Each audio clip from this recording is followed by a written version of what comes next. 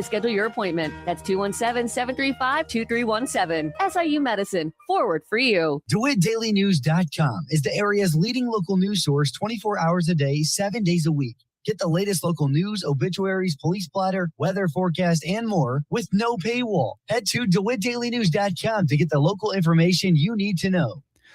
From the Hart Media Group newsroom and DeWittDailyNews.com, I'm Ben Hubbard with this expanded morning newscast.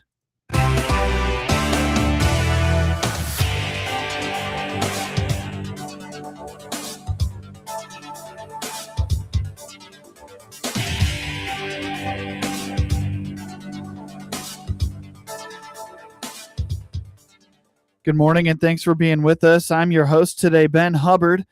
The news is brought to you by Bob Chevy Buick in Clinton, your Silverado headquarters, as well as Connexus, offering fiber internet in Clinton.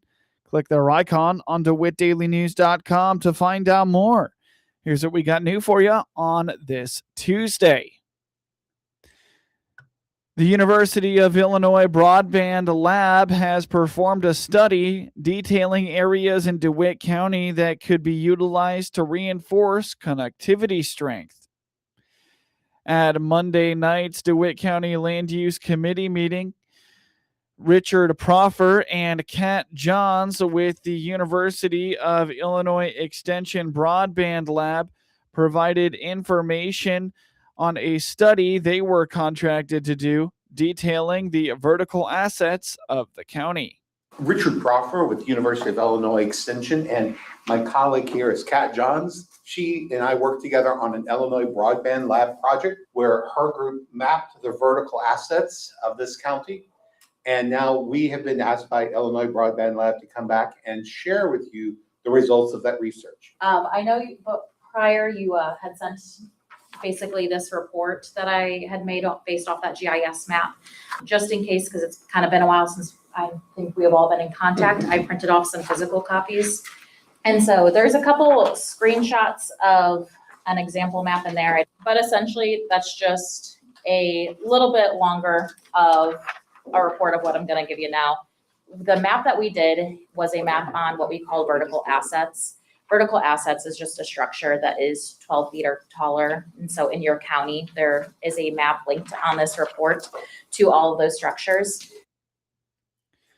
The importance of these vertical assets lies in their potential to house equipment that could improve an area's wireless connection. This could address concerns in rural areas about reaching emergency services due to bad connectivity.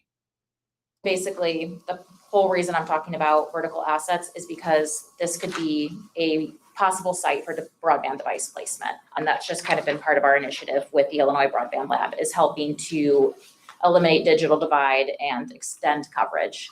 And so one of the things that we kind of encourage is like using this report when you're working with your ISPs, internet service providers, and other folks where you can't lay infrastructure and wire, to work with them on here's these possible, freestanding structures that aren't trees that you could be using. And so on that report, each data point has the height, has the address of where it's located, or in some cases for the parcels, they wouldn't have the address. I put the nearest address and the parcel number of all of that. And so you can kind of look around and see if that's an area that you've heard needs better coverage. That can be a focus point when you're working with those people. The study aims to point out existing structures that could be utilized in areas of high need. This would stop the erecting of possibly unsightly or expensive cell towers and improve safety while still bringing further development into the county. The vertical asset, the intent there is the possibility of installing a radio for a wireless connection. Correct. Yeah. Because instead of building towers, which cost money, the point is we've already got this, right? It could be a wind turbine. It could be a grain mill. It could be any other possible, already a cell tower or something. The point is just pointing out anything that is a possible use. So how does this project incorporate a business that's already providing from a vertical asset a wireless signal? It's kind of something that you would take this and pair with them. So, and some of this is like people are already going to have devices on that. And so it's really just if you notice in your community that there's a specific need in X region, if you hear an expressed need and you can kind of look on that ArcGIS map and see what points are around that area, then you could go to some of your service providers that you work with and you say, hey, maybe I can talk with the landowner and get you in contact with them. And that gets you to get more people to sign up through you. But then that's also helping the community. And so that was just our goal with this report. I know sometimes the ISPs will be willing to broker a deal with them too. I use your land, you get free internet for this contract period. Proffer urged the committee to consider this report and share it with local internet service providers, or ISPs, stating the importance of service areas with low penetration of high-speed connections. Share it with your ISPs in the county. They probably know where some of these are already. They probably might got space on there. We all know that there are parts of every county in Illinois that has very low penetration for high-speed broadband. And we know that by having it, it improves so many aspects of quality of life, ability to protection, law enforcement, healthcare, et cetera, by having these things. And so we come to you to talk to your ISPs, share this with them, and they can probably take it and run with it way faster. But they would also need your support and cooperation, just like Kat said. You would probably be the person who might be best to go talk to that landowner and say, hey, I have an opportunity to do this. You've shared with me, John, you've shared with me how you really want this. Here's an opportunity to make this happen. Are you willing? The duo addressed the committee during the public comment portion of the meeting. The intent was to equip the members with information that could be useful in the future and was not in response to a specific issue in the county. Coming up shortly on this expanded newscast, annual Dudley-Smith Field Day later this month. Last Tuesday night, the Clinton City Council pushed pause on plans to build a toddler park at the Peace Park Roque Court at the corner of Walnut and Main Streets after an outcry from Clinton residents voicing concerns over its proximity to railroad tracks. While the city is committed to finding a better location for it, City Administrator Tony Harris says simply choosing a different location isn't that simple. Well, it's back to the council to discuss. I mean, the project is definitely not off the books. We're going to continue with it. I'm not sure if it's going to be this year or not because there's a lot of planning that goes into park design. I mean, the design is built around the location. So it's not as simple as just taking that and moving it to a different park. Talking to Steve, he's the one who told me that. It's a lot of work goes into it with the location. So, it's going to be at council level to discuss it. And, we'll go from there. Again, I don't know if it's going to be this year or early next year, but it's just tabled. They're going to be discussing it, and it is going to happen. While the city purposefully avoids engaging on social media due to negative trends, the administration deeply encourages direct public contact. According to Mayor Helen Michalossi, parents told her a divided park layout creates a major logistical hazard for families who simultaneously care for both older children and toddlers. But it's going to take the community again to utilize it if we want it. And we've said this about a lot of buildings in town that have come down and people say, oh my God, that was historical. Here's our opportunity. I think it's safety for the people that reached out to me. There were plenty who said it was a historical thing after they told me. And here's what I appreciate. There are those who work in education and parents of toddlers who said, I wouldn't be able to use it if it was there because of this. And for example, I have older kids and younger kids. I need a park where there's a toddler play area and an older kid play area. All of that rang really true, I think, with us. And we said, okay, got it. That makes sense. An added layer to the discussion was Mayor Michalossi learning new details about the unique heritage of the site. The Roque Court was originally constructed entirely out of vintage railroad parts by local rail workers, and its perimeter fence was salvaged and refurbished from a local cemetery.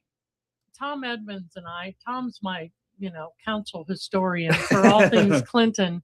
And when we spoke a few times in the last week about the Roque Court, I was unaware that the pieces that built that Roque Court, including the vines that you knocked the little croquet ball through, all of those were railroad parts. And all of that was built with railroad workers in mind and from their material. And I think preserving that is going to be something I'm really going to try and focus on. Yeah. And work with Tom on as far as having that historical place, and not just put a plaque. Somebody can go play, croquet there if they want to. But if we're going to do that, then we have to commit to do that. Sure. And what I'd like to say today is, if someone's interested in that, if you sent me an email saying we should preserve that court, then I would really appreciate a phone call from you or an email from you saying, and I'm going to help you do it, and here's what I can do. Mayor Michelossi is urging residents who previously emailed in support of preserving the site to call her directly at City Hall to provide hands-on assistance towards its long-term restoration. Well, we do appreciate the contacts that were made to us via email, and I've had several people contact me just via phone at City Hall. And, we do take those seriously. We have conversations. We try not to get too involved in social media. That just spreads a lot of negativity. And we try not to put a lot of teeth into that when we're, looking at that. However, we do encourage the public to contact us. If they have issues like they did in this issue, send us an email, give us a phone call, and we'll definitely listen. And I think that's what happened in this case. The council listened and reevaluated everything, and we're going to move on. We're not sure where, but definitely heard the issues. Sure. To echo Tony, I appreciate the comments, and I hope people understand that when we say we're going to do things together, we really meant we're going to do things together. So the council has these conversations, but it matters what the community thinks as well. And that's how things grow and get better. And that's how we'll end up with a toddler park exactly where the best place for it will be, is because the community will give us valid, solid input, and the council will take that very seriously and consider that. Harris indicates that one of the main reasons for the location that was chosen for the proposed toddler park was to have an even distribution of parks throughout the community. The project's cost was estimated at around $100,000. You're listening to the WHOW Morning Show. Let's take a quick break with a word from our sponsors. Baum Chevrolet Buick offers full transportation options while giving you peace of mind. This is Scott Baum from Baum Chevrolet Buick here in Clinton. This is what we do every day. We listen to you, give you options for routine maintenance, major mechanical problems, or collision repairs with a staff that's knowledgeable to find the best option for you. Baum Chevrolet Buick, your full service dealer. See us at baumchevybuick.com right from the start. It's the quiet moments you count on. A call that connects instantly, a show that never buffers, a home that just works. That's the difference with Connexus Fiber Internet. We built a buried fiber network designed for consistency, earning us the title of top-rated fiber internet provider in Illinois. With plans starting as low as $25 a month and 3-year price lock options, it's reliability you can feel without the unpredictability. Because with Connexus, connection means everything. Experience better at Connexus.com. Nothing Connexus like Connexus. News time is 22 minutes after the top of the hour. You're listening to the WHOW Morning Show. The University of Illinois Extension is inviting producers out for a day of great information and demonstrations at this year's annual Dudley-Smith Field Day in Christian County. Terry Casey, director of the University of Illinois Extension in Logan, Menard, and Sangamon counties, explains that this day is an opportunity for producers to come to the Dudley-Smith Research Farm on June 17th, tour the property, and hear about the latest research and information they are working on. Yeah, this is going to be a field day at the Dudley-Smith Farm. If you've never been there, it's a really awesome research farm that research has been taking place there for many, many decades. It's really neat. It's between Taylorville and Pana, Illinois. It's worth the drive. And on June 17th from 9 a.m. to 11:30 a.m., they're going to be doing a field day. They're going to do tours so that folks can see the research that's happening there and actually talk to the professors and researchers that are a big part of the research that's happening.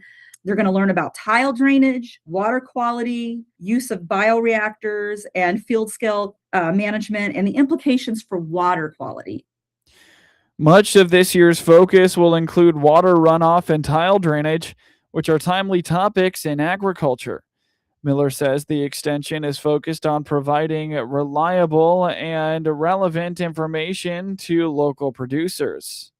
That's a lot of the studies they've been doing there. We know that capturing nutrition runoff is very important.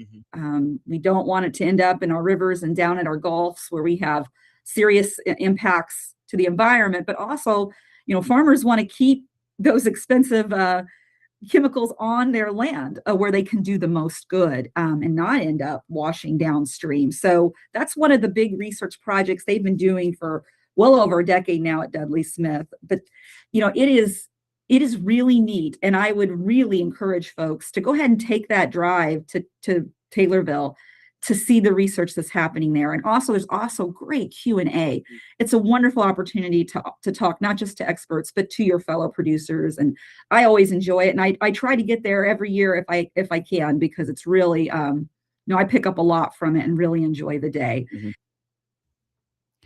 Not only is it a great opportunity for information, but the day is free and offers a lunch as well. She feels that having the Dudley-Smith Research Farm in central Illinois is a very useful tool for local producers to keep up with. And it is free, and there's going to be a lunch provided, so you don't get that very often. Free education, free lunch, free fellowship.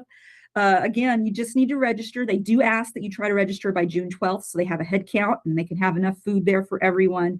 But again, that's June 17th. It's 9 a.m. to 11:30 at the Dudley-Smith Farm Research Center, and that's between Taylorville and Pana on Route 29. Yep. It's really cool to have it so close, and an ability to, go and tour it. And they do events twice a year. They do this field day at the farm every year in June, and then usually in the winter they do one at the extension office where they talk about the beef and cattle work that they've done on that side of things, the livestock side. So it's really covers a wide variety. Here we're talking about nutrients loss, but they also work with beef and cattle and grazing. And so a real treasure that we have, here in central Illinois. They are asking that participants register by June 12th. Learn more and register for the event by visiting extension.illinois.edu/LMS. The recently completed spring session in Springfield included legislation impacting landowners' rights. The issue involved broadband providers and road right-of-ways, something the Illinois Farm Bureau was concerned about, says the organization's director of state legislation, Chris Davis.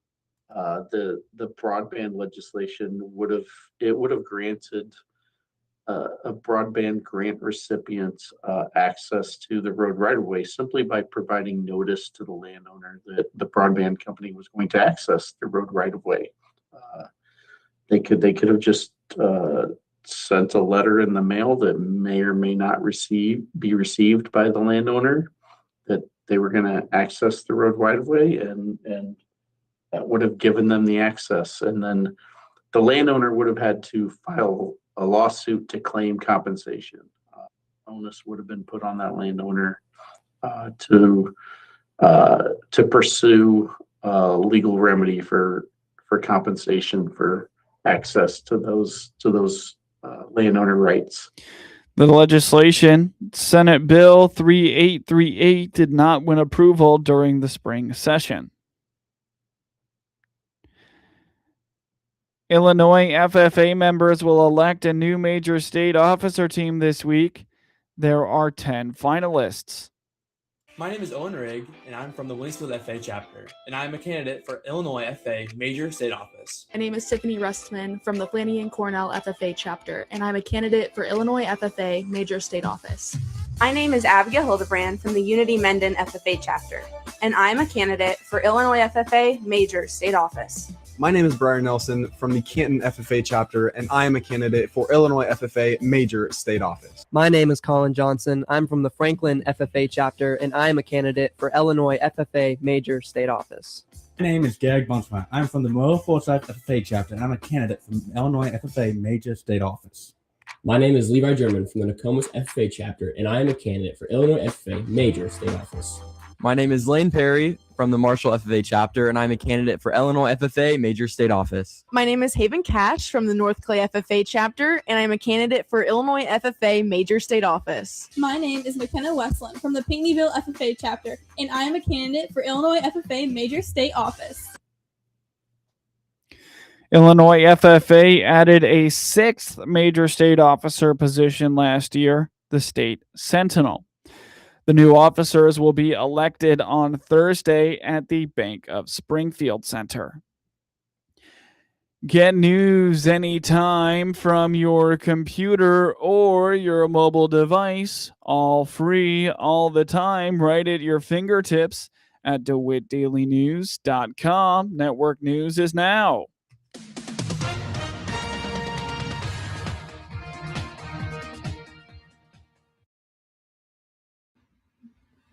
With SRN News, I'm Rich Thomason in Washington. A U.S. Army helicopter has crashed near the Strait of Hormuz. President Trump says 2 crew members rescued. They were not injured. Mr. Trump is upbeat about the prospects for an Iran peace deal. He says we're very close to having a very good, strong, powerful deal, adding an agreement could be signed in 2 or 3 days. Israel and Iran have stopped attacking each other, the president appealing to both sides to knock off the hostilities. Voters in Maine and Nevada, South Carolina, and North Dakota going to the polls today in primary elections. Maine's high-stakes U.S. Senate contest has been generating a lot of interest all around the country. Stock futures pointing to a higher open on Wall Street. NASDAQ futures up 227 points. More details, srnnews.com. The following is a real-life story from Trinity Debt Management. When I was feeling the stress of too much credit card debt, I looked at 2 different options, debt settlement and debt management. They may sound the same, but guess what? They're not. Debt settlement seemed like a quick fix, but I found out it would destroy my credit, create tax headaches, and hit me with huge fees. They actually told me to stop paying my bills. No way, not me. Then I turned to a debt management plan developed by the team at Trinity. They worked with my creditors, lowered my payments, reduced my interest, saved me thousands, and paid off my debt. And Trinity is a Christian company, which is important to me. If credit card debt has you down, call Trinity at 1-800-936-5496. My name is Heather. Please forget debt settlement and remember Trinity Debt Management. 1-800-936-5496. From the Hart Media Group Sports Desk, IL Sportswire, and DeWittDailyNews.com, I'm Ben Hubbard with this local sports report. In high school baseball Super-Sectional championship scores from Monday, in the Class 1A, top-seeded North Clay shut out 1-seed Goreville 8-0. In Class 2A, 1-seed Freeburg routed 3rd-seeded Pinckneyville 13-0. In Class 3A, 1-seeded St. Rita beat 2nd-seed Nazareth 2-0, while 2-seed East Peoria took down 1-seed Geneva 8-1. And in Class 4A, 4th-seeded Chicago Mount Carmel beat 3-seed Sandburg, and 2nd-seed Naperville Central took down 2-seed Manuka 4-2. In high school baseball Super-Sectional championship rainout reschedules, quite a few teams not able to get games in yesterday. In Class 1A, top-seeded Tremont takes on 1-seed Armstrong at Illinois Wesleyan at 6 p.m.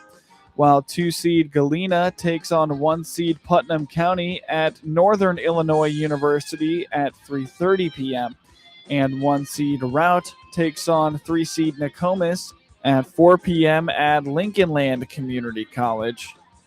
In a Class 2A, 2nd seed Harvest Westminster takes on 1-seed Hope Academy at Northwestern Medicine Field, where the Kane County Cougars play at 10 a.m., while 2nd seed Brimfield takes on 1-seed Ottawa Marquette at Schweikert Stadium at 5 p.m., and top-seeded St. Joseph Ogden takes on 3rd-seeded West Williamsville at Lincolnland Community College at 7 p.m.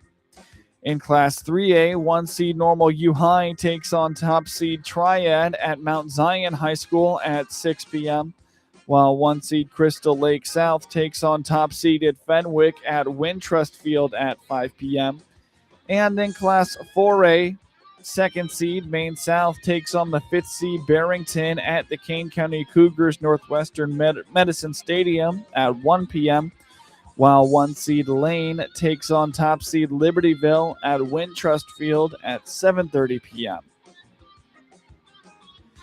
The Chicago Bears have signed safety Dillon Thieneman and center Logan Jones, their top 2 selections in this year's NFL Draft.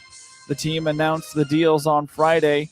Tight end Sam Roosh and 3rd-round selection out of Stanford is the team's only draft pick without a deal.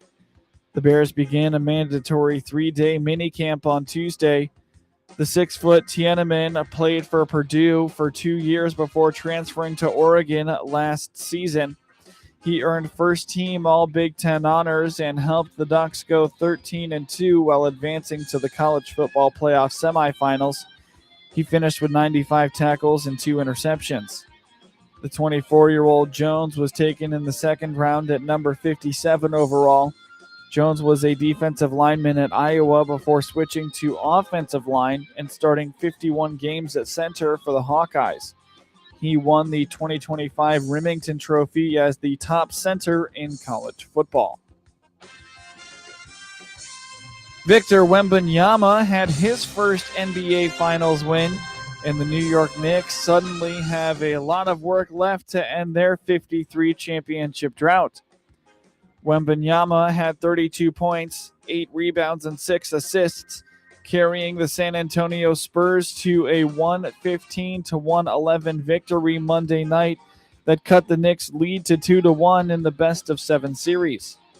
San Antonio is trying to make a first-of-its-kind NBA Finals comeback, and the 7'4" Wembanyama, with his array of skills, makes anything look possible.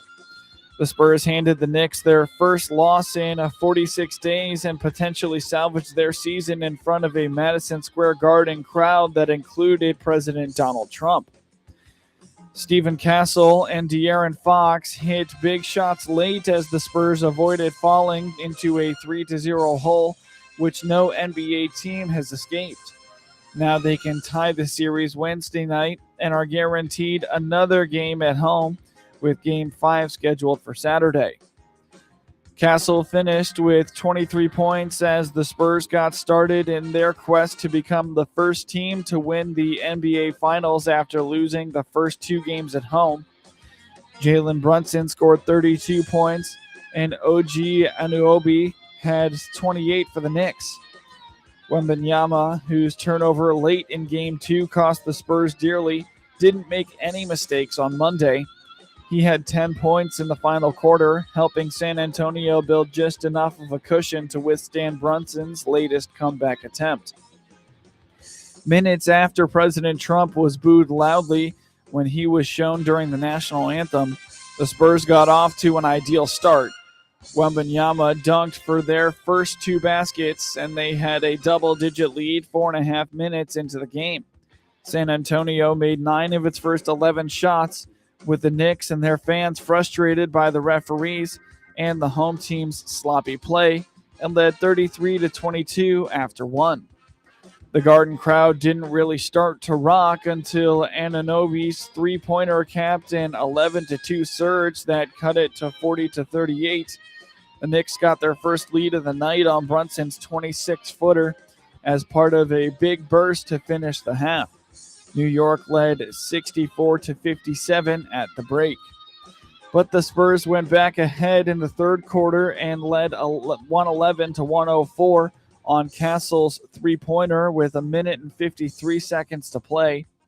Castle then closed the scoring with 2 free throws with 6.8 seconds left after Anunoby's three-pointer cut it to 2. The Knicks had piled up massive scoring margins while romping through the Eastern Conference playoffs, then were just good enough in the 2 games in San Antonio. This time, a horrible start to the fourth quarter put them too far behind. Andrew Vaughn had 4 hits and 4 RBIs, including a 2-run double that tied the score in the 9th inning, and the Milwaukee Brewers outlasted the Athletics 15-14 in 12 innings Monday night at Las Vegas Ballpark in a wild game that featured 11 homers. Automatic runner Christian Yelich scored the decisive run from third when Athletics second baseman Jeff McNeil threw wide to home plate on a grounder by Bryce Terang in the top of the 12th. Abner Uribe is 4-2 and got 4 outs for the win, and Chad Patrick struck out McNeil with runners at the corners for his third save. The teams totaled 34 hits, and 14 pitchers combined to throw 444 pitches. It was the 4th game in Major League history with at least 29 runs and 11 homers. Tyler Soderstrom and Nick Kurtz each homered twice for the Athletics, who went deep 7 times at the site of their AAA affiliate, the Las Vegas Aviators. The team normally plays at its temporary home in West Sacramento, but is playing 6 games in Vegas this week ahead of a scheduled move into a new stadium in the city in 2028. Shea Langeliers hit the first pitch from Brewer starter Kyle Harrison 483 feet to left center for his 17th home run. It was the longest home run of Langeliers' career and the 4th longest in the majors this season. Both teams scored 4 times in the 10th inning. William Contreras gave Milwaukee a 14-0 lead with a 3-run homer off Scott Barlow, projected at 463 feet. But the A's answered with an RBI single by Langeliers, a 2-run shot by Kurtz, and a tying homer from pinch hitter Jonah Heim. Zach Geloff also went deep for the Athletics, giving them an 8-4 lead in the third. In addition to Contreras, the Brewers got home runs from Terang, Vaughn, and Jake Bowers. Contreras had 3 of Milwaukee's 18 hits. Terang and Bowers each knocked in 3 runs. Jackson Churio went 3 for 5 and scored 3 times. Harrison gave up 8 runs, 8 hits, and 3 homers in 2 1/3 innings after not allowing more than 2 runs in any of his first 11 outings. His ERA climbed from 1.57 to 2.72. Brewers lefty Robert Gasser is 0-2 with a 4.73 ERA and gets the start Tuesday opposite Athletics righty JT Ginn, who is 3-3 with a 2.74 ERA. In scores from around the MLB yesterday, the Seattle Mariners beat the Baltimore Orioles 6-3, while the Tampa Bay Rays took down the Boston Red Sox 3-1. The New York Yankees beat the Cleveland Guardians 7-5 in 10 innings, while the Philadelphia Phillies beat the Toronto Blue Jays 5-2. In 10 innings, the Houston Astros beat the LA Angels 5-4, and the San Diego Padres took down the Cincinnati Reds 6-2, while the Washington Nationals beat the San Francisco Giants 4-3. The Las Vegas Golden Knights and the Carolina Hurricanes will face off in the quest for the Stanley Cup trophy tonight as well in Las Vegas. Vegas currently leads the series 2-1. Get highlights of your local high school program by finding IL Sports Wire on your preferred social media platforms, and get local sports anytime at DeWittDailyNews.com. This is staff meteorologist Jennifer Wojcicki with your regional radio forecast. Slight chance of thunderstorms today, otherwise sunshine mixed with clouds at times. Daytime highs approaching 88. Southwesterly winds 8 to 15 miles per hour. Partly cloudy skies again tonight, slight chance of thunderstorms. Lows level off around 73. Hear weather twice an hour or online anytime at DeWittDailyNews.com. Currently, it's 75 degrees.